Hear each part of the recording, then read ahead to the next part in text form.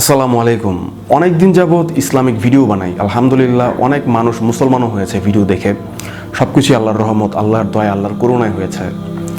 যে মানুষটাকে দেখে আমি সবসময় এই অনুপ্রেরণাগুলো পেতাম যে আমি যদি এরকমভাবে ইসলাম প্রচার করতে পারতাম, আমার মাধ্যমে যদি কেউ মুসলমান হতো আল্লাহ তাআলার দয়ায়, যদি ইসলামের আলো আমার মাধ্যমেও যদি কোনো একটা মানুষের কাছে পৌঁছে যেত এবং সেই মানুষটা যদি উপকৃত হতো, এই যে অনুপ্রেরণাগুলো, এই যে ইচ্ছাগুলো মনের মধ্যে জাগতো, যাকে দেখে সেই মানুষটা হচ্ছে ডাক্তার জাকির নায়েক।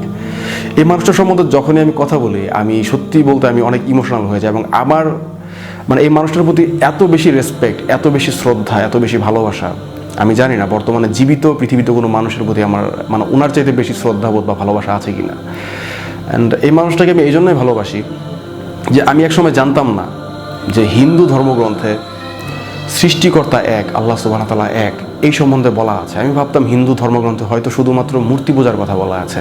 আমি জানতামই না, টোটালি ব্ল্যাঙ্ক। আমি জানতাম না যে হিন্দু ধর্মগ্রন্থে মুহাম্মদ সাল্লাল্লাহু আলাইহি ওয়াসাল্লাম সম্পর্কে ভবিষ্যৎবাণী করা আছে। আমি জানতাম না খ্রিস্টান ধর্মগ্রন্থে এই কথাগুলো বলা আছে, সৃষ্টিকর্তা এক বলা আছে। জানতাম না মুহাম্মদ সাল্লাল্লাহু আলাইহি ওয়াসাল্লাম সম্পর্কে ভবিষ্যৎবাণী করা আছে। ইসলামের অনেক খুঁটিনাটি প্রশ্ন যেগুলো মানুষ সর্বদা করে থাকে মানুষকে আটকানোর জন্য, ইসলাম সম্বন্ধে রং কনসেপশন দেওয়ার জন্য, মানুষকে ভুল বোঝানোর জন্য, সেই প্রশ্নগুলোর উত্তর আমি জানতাম না। কিন্তু এক সময় ডাক্তার জাকির নায়েকের ভিডিও দেখে দেখে সেই প্রশ্নগুলোর উত্তর আমি খুঁজে পেয়েছি, আলহামদুলিল্লাহ। এত সুন্দর করে একটা মানুষ প্রশ্নের উত্তর দিতে পারে, এত তার মধ্যে আল্লাহ তাআলা এত মেধা দান করছেন, যে জিনিসটা দেখে আসলে আমি অবাক হয়ে যাই যে আল্লাহ সুবহানাহু ওয়া তাআলা একটা মানুষের মধ্যে এত মেধা দান করছেন। আল্লাহু আকবার, এত কিছু মুখস্থ রাখতে পারে, এত কিছু, এটা তো আল্লাহ তাআলার একটা অনুগ্রহ। এবং তিনি নিজেও এই কথা বলেছেন যেটা আল্লাহ তাআলার অনুগ্রহ ছাড়া কখনোই সম্ভব হতো না। ইভেন তিনি নিজে একটা লেকচারও বলেছেন যে তিনি একসময় তোতলা ছিলেন, তাকে বলা হতো তোমার নাম কি, সে বলতো আমার নাম জাকির। কিন্তু একটা অনুষ্ঠানে একজন ব্যক্তি ইসলাম সম্বন্ধে একটা প্রশ্নের উত্তর দিতে পারছিল না, তখন সেই জায়গায় ডাক্তার জাকির নায়েক আল্লাহ তাআলার উপর ভরসা করে সেই জায়গায় দাঁড়িয়ে যায়, যদিও সে তোতলা ছিল। এবং সেই প্রশ্নের উত্তর যখন তিনি দেন তখন তার মধ্যে আর কোনো তুতলামি কাজ করেনি, আল্লাহ তাআলার রহমত এসেছিল। তিনি তখন থেকেই ইসলামিক কাজ করা একদম প্র্যাকটিক্যালি শুরু করেন খুব ভালোভাবে, বিভিন্ন মঞ্চে, এবং তার তুতলামি জিনিসটা দূর করে দেন আল্লাহ সুবহানাহু ওয়া তাআলা। নিশ্চয়ই এটা আল্লাহ তাআলার একটা অত্যন্ত বড় অনুগ্রহ, আল্লাহ সুবহানাহু ওয়া তাআলা অনুগ্রহ করেছেন। তো এই মানুষটার প্রতি এই জন্যই শ্রদ্ধাবোধ যে এত কিছু জানে, অনেক কিছু জানে আলহামদুলিল্লাহ, এবং অনেক মানুষ তার মাধ্যমে সঠিক পথে আসতে পারছে, তার মাধ্যমে সঠিক রাস্তায় আসতে পারছে, তার মাধ্যমে চিনতে পারছে সত্যিকারের সৃষ্টিকর্তা কি, সেই সম্বন্ধে জানতে পেরেছে। তো এই জন্য এই মানুষটাকে ভালোবাসি। এবং উনি একটা কথা বলেছিল যে I pray to Allah that he makes me one of the instrumental to fulfilment the hadith that one day Islam will enter in every home. সে বলেছিল যে আল্লাহ, আমি আপনার কাছে দোয়া করি এই জন্যই যে একটা হাদিস আছে যেটাতে বলা হয়েছে কিয়ামতের আগে ইসলামের আলো সমস্ত ঘরে প্রবেশ করবে। আল্লাহ, আপনি আমাকে ওই হাদিসটা পরিপূর্ণ করার জন্য একটা মাধ্যম হিসাবে কবুল করুন। একটা মানুষের চাহিদা কি হইতে পারে যে আল্লাহ তাআলা এই কথা বলছেন, এটা তো আসলে পৌঁছে যাবে, সব মানুষের কাছে এটা পৌঁছে যাবে। তো উনি দোয়া করছেন যে আল্লাহ, আপনি আমার এই মাধ্যম হিসাবে কবুল করেন। আলহামদুলিল্লাহ, এত সুন্দর একটা দোয়া আমরা তো জীবনে করেও দেখি না। আমরা দোয়া করি যে আল্লাহ আপনি আমাদেরকে এরকম টাকা দেন, পয়সা দেন, কিন্তু ওনার দোয়াটা কি ছিল যে আল্লাহ আপনি আমাকে এই মাধ্যম হিসেবে কবুল করেন, যেন রাসূল সাল্লাল্লাহু আলাইহি ওয়াসাল্লাম এই হাদিসটা তো সত্যি হবেই, একদিন না একদিন হবেই, কিন্তু এই হাদিসটা সত্য হওয়ার জন্য আপনি আমাকে কবুল করেন। জাকির নাকি এই দোয়া করছিল। তো এরকম একটা মানুষের প্রতি আসলে আমি জানি না কেন মানুষ এত তাকে ঘৃণা করে। কিছু কিছু মানুষ না বুঝেই ঘৃণা করে। অনেক মানুষের সাথে আমার কথা হয়, তারা জাকির নায়েকের ভিডিও ঠিক মতো দেখে না, না দেখেই তারা উল্টাপাল্টা কথা বলে। অনেকে বলে ডাক্তার জাকির নায়েক হচ্ছে লা মাযহাবী, তিনি কোনো মাযহাব মানেন না, এই জন্য তাকে পছন্দ করি না। চিন্তা করে দেখেন, একজন অমুসলিম তিনি স্টেজে দাঁড়িয়ে প্রশ্ন করতেছে, ভাই ইসলামে এত দল বিভক্তি কেন? কেউ এই মাযহাব অনুসরণ করে, কেউ ওই মাযহাব অনুসরণ করে, কেউ শিয়া, কেউ সুন্নি, আমি আসলে কোনটা মানবো, কোনটা আসল, কোনটা নকল, বা কোনটা মানলে জান্নাত পাওয়া যাবে? তখন ডাক্তার জাকির নায়েক বলল যে দেখেন, পবিত্র কোরআনে এবং হাদিসে কোনো মাযহাবের কথা নেই। আপনি পবিত্র কোরআন এবং হাদিস ফলো করবেন, এটাই হচ্ছে আপনার জন্য আদর্শ, এটাই আপনি ফলো করলে আপনি জান্নাতে যেতে পারবেন। এটাই কোনো খারাপ অ্যান্সার? আপনারা বলেন, মাযহাব তো অবশ্যই সবাই মানে। মাযহাব অনেক জটিল জটিল মাসালা যেগুলো মাযহাব দিয়ে গিয়েছেন, সেই চার মাযহাবের এক মাযহাবকে অনুসরণ করলে কিন্তু সেই মাসালাগুলোর আমরা একটা সমাধান পাই। কিন্তু একজন অমুসলিম যখন আপনাকে প্রশ্ন করবে যে ভাই আপনি কোন মাযহাব মানবেন, সেখানে যদি ডাক্তার জাকির নায়েক বলে আপনি এই মাযহাব মানেন, তাহলে অন্য মাযহাবের লোকজন মনে করবেন হচ্ছে একজন বিদাতি। কিন্তু একজন মানুষ যখন বলবে যে আপনার কোরআন এবং হাদিস ফলো করেন, এখানে মাযহাবের কথা নাই, আপনি এখানে ফলো করেন এবং যে বিষয়গুলো আপনি জানেন না সেগুলো বিশেষজ্ঞদের কাছ থেকে জেনে নেন, এটাই কিন্তু একটা প্রপার অ্যান্সার, একটা সুন্দর একটা গঠনমূলক উত্তর। এই উত্তরটাই তিনি দিয়েছিলেন এবং এই কারণে অনেক মানুষ তাকে পছন্দ করে না। কিন্তু এই মানুষগুলো নিজেরাও জানে না যে এই মানুষটাকে আল্লাহ তাআলা কত ভালোবাসেন, এই মানুষটার মাধ্যমে কত মানুষকে আল্লাহ তাআলা হেদায়েত দান করেছেন, কতটা জ্ঞান আল্লাহ সুবহানাহু ওয়া তাআলাকে দান করেছেন। আল্লাহ তাআলা ওই ব্যক্তিকেই দ্বীনের জ্ঞান দান করেন এবং দ্বীনের কাজ করিয়ে নেন যাকে আল্লাহ তাআলা ভালোবাসেন। আল্লাহ তাআলা যদি তাকে ভালো নাই বাসতেন তাহলে তাকে এত জ্ঞানও দিতেন না এবং তার মাধ্যমে এত মানুষকে আল্লাহ তাআলা হেদায়েত দান করতেন না। এটা হচ্ছে আল্লাহর একটা অনুগ্রহ। এই বিষয়গুলো আসলে আমাদের ভেবে দেখা উচিত। আর এই মানুষটার প্রতি আমরা কেন শ্রদ্ধা করব না, যে মানুষটা ইসলামের কাজ করতে গিয়ে নিজের দেশ ছেড়েছে, ভারত তাকে ছাড়তে হয়েছে, যে মানুষটা ইসলামের কাজ করতে গিয়ে আমাদের বাংলাদেশেও তার পিস টিভি বন্ধ করে দেওয়া হয়েছে, ভারত থেকে চাপ দেওয়া হয়েছে। এগুলো হচ্ছে পলিটিক্যাল ব্যাপার, যে ভারত থেকে চাপ দেওয়া হয়েছে যে আপনি বন্ধ করে দেন। তো এখানে বাংলাদেশ একটা ছোটো কান্ট্রি, এই ছোট্ট একটা দেশ, ভারতের মতো একটা বড় একটা দেশের চাপও সেটা মেনটেন করতে হয়, অনেক কারণে হয়তো বিষয়টা করা হয়েছে। তাহলে দেখেন এই যে একটা বিষয়, তার দেশ ছাড়তে হয়েছে, তার যে ইসলামিক রিসার্চ ফাউন্ডেশন ছিল সেটা বন্ধ করতে হয়েছে, তার যে সমস্ত সম্পত্তি ছিল সেই সমস্ত সম্পত্তি ভারত সরকার আত্মসাৎ করেছে। তো এই যে বিষয়গুলো সব কিছু সহ্য করেছে কার জন্য ভাই? আল্লাহ তাআলার জন্য, যে আল্লাহর দ্বীনের আলো, এই পবিত্র ইসলামের আলো যেন মানুষ পেয়ে যায়, আমি আপনি যাতে ভালো করে বুঝতে পারি। সেই মানুষটাকে আপনারা ঘৃণা করেন কোন যুক্তিতে আমি বুঝি না।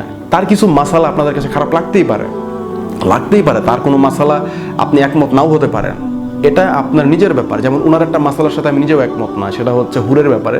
উনি বলেছিলেন যে হুর হচ্ছে এমন একটা জিনিস যেটা মহিলারাও পাবে পুরুষও পাবে, কিন্তু এটার সাথে আমি একমত না পার্সোনালি।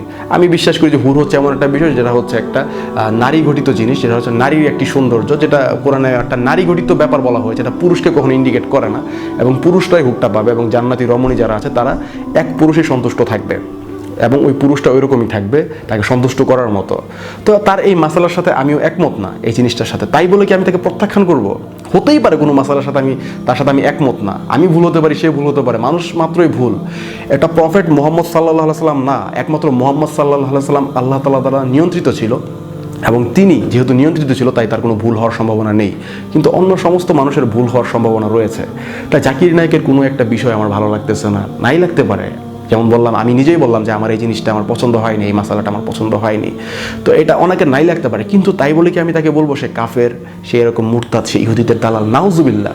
এত বড় একজন দ্বীনের দায়ী, এত বড় একজন ইসলামের খেদমতকারী লোক, তাকে যদি আমরা এইভাবে কথা বলি সেটা তো আমাদের জন্যই ক্ষতিকর। একটা মানুষের সাথে একটা মানুষের মাসালার নাই মিলতে পারে, এটা সাহাবী আজমাইনদের মধ্যেও হয়েছে যে সাহাবীর এক একজনের এক এক কথা বলেছে, সেটা তারা আলোচনার সাপেক্ষে ঠিক করেছে বা তার সাথে তার মতের মিল হয়নি, এই বিষয়গুলো আগে থেকে চলে আসছে। কিন্তু ভাই কোনো সাহাবীকে কখনো কাফের বলে নাই, কোনো সাহাবীকে কখনো অপমান করে নাই, তাদের সম্মানের কোনো ঘাটতি ছিল না, তারা সম্মান দিয়ে কথা বলতো, বোঝানোর চেষ্টা করতো। কিন্তু আমরা সেগুলো না করে আমরা ডাক্তার জাকির নায়েকের বিরুদ্ধে লেগেছি, তার বিরুদ্ধে অনেকে বই লিখে, চিন্তা করেন নিজে ফেমাস হওয়ার জন্য, নিজে অনেক পরিচিত হবে, ফেমাস হবে, এই জন্য ডাক্তার জাকির নায়েকের বিরুদ্ধে বই লিখে পপুলারিটি অর্জন করতে চায়। এবং কিছু কিছু মানুষ তো দেখেছি তারা ডাক্তার জাকির নায়েকের লেকচার না শুনেই তাকে গালাগালি করতেছে, অনেক ধরনের বাজে কথা বলতেছে, টোটালি ডিসগাস্টিং ব্যাপার স্যাপার। এগুলো আসলে মানে বলতে গেলেও আমার খুব খারাপ লাগে যে আমাদের মুসলিমরাই হচ্ছে অনেক সময় মুসলিমদের প্রধান শত্রু হয়ে যায়। একজন দ্বীনের দায়ীকে যে আল্লাহ তাআলার বরত্বের কথা মানুষকে বলে দিচ্ছে, একত্বের কথা সুস্পষ্ট প্রমাণ সহ, একদম রেফারেন্স সহ, প্রতিটা ওয়ার্ড রেফারেন্স বাই রেফারেন্স সহ বলে দিচ্ছে, তাকে আমরা নিচে টেনে নামানোর জন্য কিভাবে চেষ্টা করতেছে অনেকগুলো মানুষ। এই বিষয়টা সত্যি একটা মানে ঘৃণাজনক ব্যাপার। এগুলো আসলে আমাদের মুসলিম উম্মার জন্য কখনোই উচিত নয়। আমি ডাক্তার জাকির নায়েক সম্পর্কে যে কথা বলবো সেটা হচ্ছে উনি আমার জীবনের একটা অনুপ্রেরণা। ওনার কাছ থেকে এই পর্যন্ত যা শিখেছি, সত্যি কথা, ওনার ভিডিও দেখে এই পর্যন্ত যা শিখেছি, অন্য কোনো মানুষের ভিডিও দেখে, অন্য কোনো মানুষের কাছ থেকে ইসলাম সম্বন্ধে এত কিছু শিখতে পারিনি। এবং পার্সোনালি এই জন্য আমি ওনাকে অনেক অনেক ভালোবাসি। হতে পারে যে ওনার এই একটা জিনিসের সাথে আমি একমত না, যেটা বললাম একটা মাসালার সাথে, কিন্তু আমি ওনাকে অনেক অনেক ভালোবাসি, আল্লাহ তাআলার জন্যই ভালোবাসি, এবং আল্লাহ তাআলার জন্যই আল্লাহ একজন আরেকজনকে ভালোবাসতে বলেছেন। আপনারা সবাই ডাক্তার জাকির নায়েকের ভিডিও দেখবেন, অত্যন্ত সুন্দরভাবে উনি যুক্তি দিয়ে নাস্তিকদের ইসলাম বিদ্বেষী বিভিন্ন প্রশ্নের উত্তর দিয়ে থাকেন।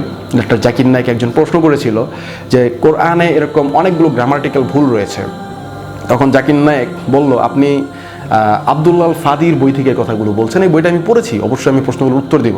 তখন তিনি বললেন যে কোরআনের ভাষা হচ্ছে এতই উঁচু মানের যে সমস্ত আরবি ব্যাকরণ কিন্তু কোরআন থেকে এসেছে। এবং তিনি বললেন যে একটা সম্প্রদায়ের লোক আপনার তার নবীকে মানেনি, এবং তখন কোরআনে ব্যাপারটা এইভাবে এসেছে যে ওই সম্প্রদায়ের লোক সম্ভবত নূহ আলাইহিস সালামের সম্প্রদায়, যে নূহ আলাইহিস সালামের সম্প্রদায় বা লূত আলাইহিস সালামের সম্প্রদায় হবে, যে তারা তাকে প্রত্যাখ্যান করলো, অর্থাৎ তারা সমস্ত নবীগণকে প্রত্যাখ্যান করলো, এই কথা বলা হয়েছে। তো আপনি কি বলবেন যে একটা সম্প্রদায়ের কাছে তো একটা মাত্র নবী পাঠানো হয়, তাহলে সমস্ত নবীগণকে কিভাবে ত্যাগ করলো?